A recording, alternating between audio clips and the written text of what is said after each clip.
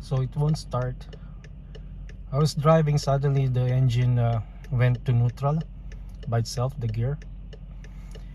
At may namoy akong usok, and then hindi ko na makontrol din yung steering wheel. I could control pero wala nang power steering. It's like literally parang manual, so mahigpit yung manibela.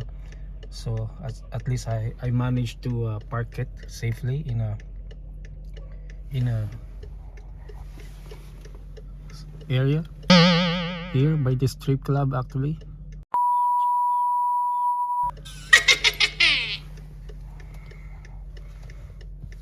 So that's what happened. Ipapato ko sa Belen Automotive.